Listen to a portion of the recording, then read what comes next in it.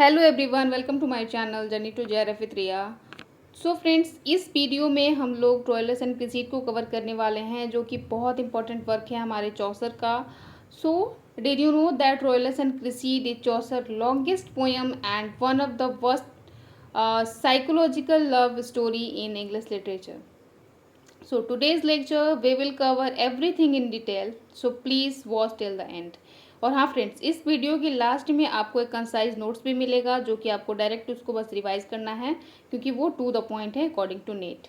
Okay, सो आइए इस कहानी को शुरू करते हैं। तो सबसे पहले हम इस कहानी के जो बैकग्राउंड है उसको देखेंगे, कैरेक्टर को देखेंगे। Okay friends, so friends, historical background इस कहानी का ये है कि the story is set during the Trojan war. ठीक है, ट्रोजन वॉर के ड्यूरिंग इस कहानी को लिखा गया है। And the war was fought between the Greek and the Trojan. ठीक है फ्रेंड्स, एंड इस कहानी को लिखे हैं चौसर, जो कि लिखा गया है ड्यूरिंग 1382 टू 1386। ठीक है, और इस कहानी को लिखने के लिए मतलब 5 बुक्स में इस कहानी को कंसिस्ट किया गया है, जिसमें 8000 से ज़्यादा लाइनें हैं। और फ्रेंड्स, इस पोएम को लिखा गया है आपका राइम रॉयल में। ठीक है, जिसका राइम स्कीम है ABABB CC। ठीक है, so Troilus and Criseyde is Geoffrey Chaucer great complete narrative poem and one of the finest love story in medieval English literature। ठीक है फ्रेंड्स, तो इस कहानी के मेजर जो हमारे कैरेक्टर हैं वो हैं ट्रोइलस, क्रिसीड, पैंडरस एंड डिमोड।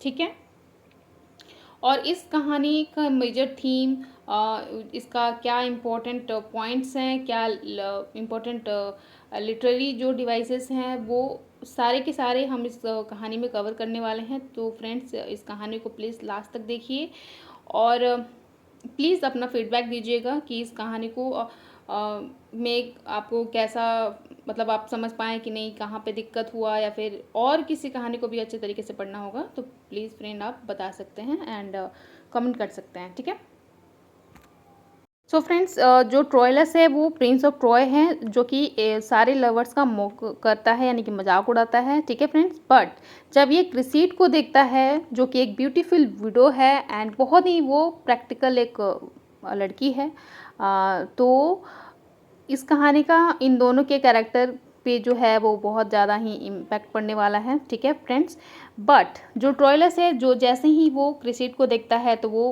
उसके लिए उसको वो ही डीपली फॉल फॉर हर। ठीक है, and unable to express his feelings he suffer silently, because वो सारे लवर्स पे मॉक करता था, मजाक उड़ाता था, बट जब उसको ऐसा फील होता है तो वो किसी से कह नहीं पाता है, बिकॉज वो कहीं ना कहीं उसको ये लगता है कि अब लोग कहीं ना कहीं मेरा मजाक उड़ाने लगेंगे, तो वो फ्रेंड किसी से कह नहीं पाता है।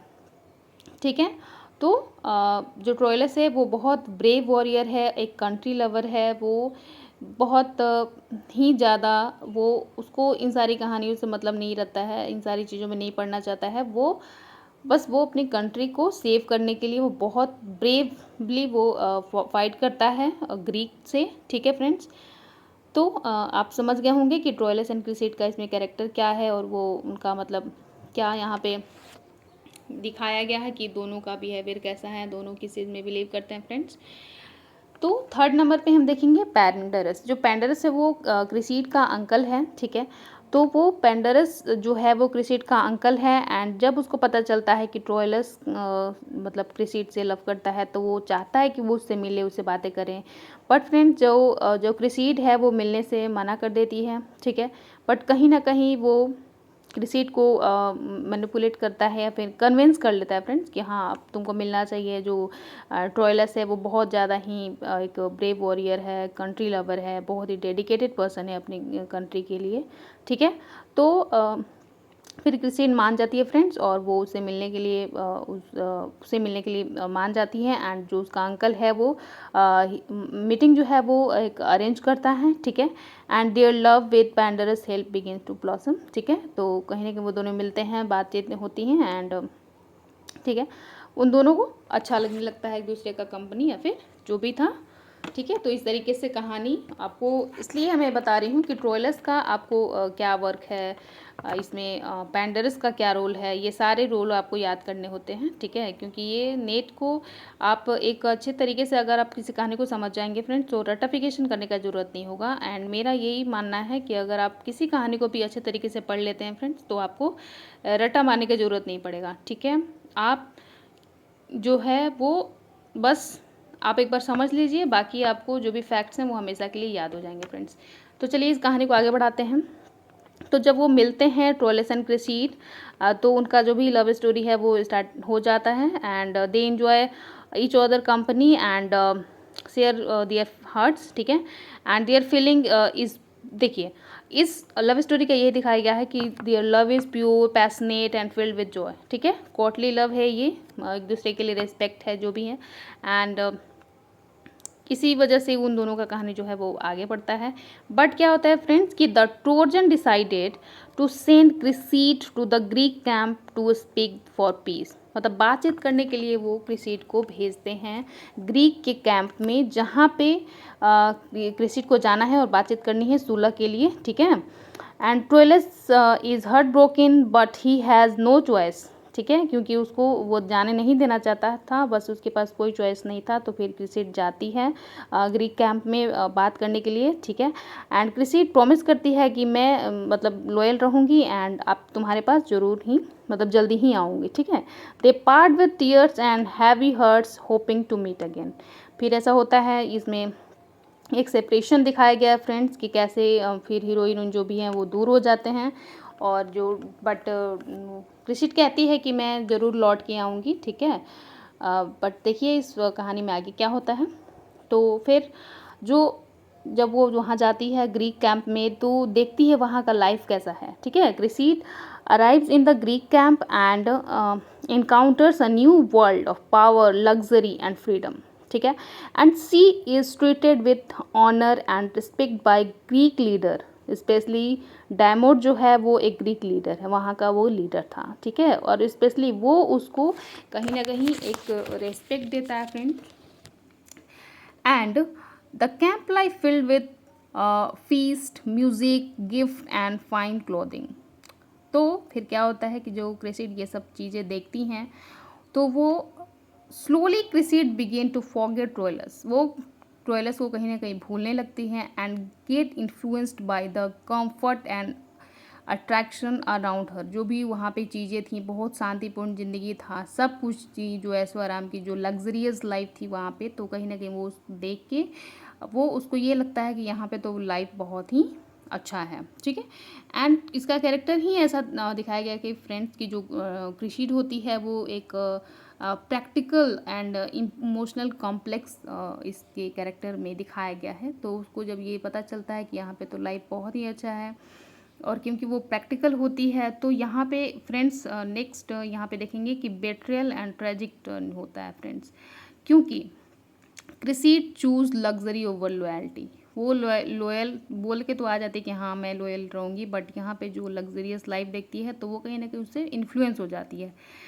ठीक है, ठीक है फ्रेंड्स, इन्फ्लुएंस हो जाती है and she is captivated by the riches, luxury and attention of the Greek की जो नाइट है, डायमोड है, उससे। And Criseyde betrayal Troilus and become Diomede's lady, मतलब उससे वो शादी कर लेती है। ठीक है, and Troilus is devastated, his world of love and dreams collapses. जो भी उसका सपना था वो टूट जाता है फ्रेंड्स। एंड नेक्स्ट पार्ट में हम देखेंगे the tragic and, love, loss and death.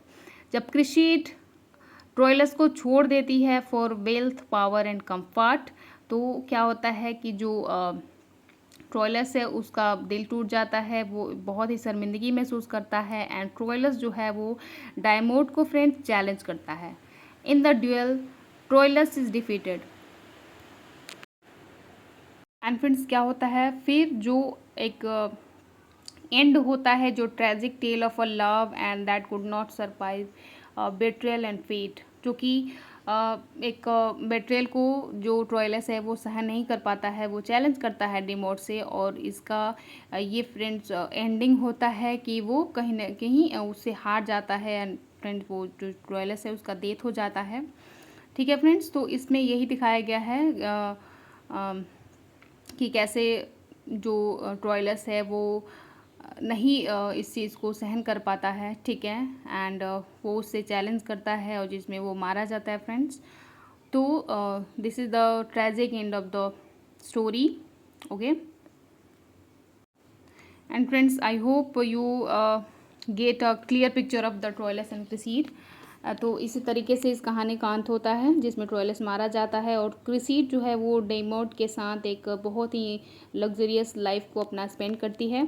तो द प्लॉट टाइमलाइन है आपका, जो कि आप देख सकते हैं द बिगिनिंग क्या है, एंड जो पैंडोरस हेल्प कैसे करता है ट्रोइलस को मिलने के लिए, फिर लव ब्लॉसम होता है, एक पेनफुल गुड वाइफ होता है, एंड फिर वो जाती है ग्रीक कैंप में, वहाँ पे देखती है कि कैसा वहाँ का लाइफ है, ठीक है, एंड फिर बेट्रियल होता है एंड द ट्रेजिक एंड होता है।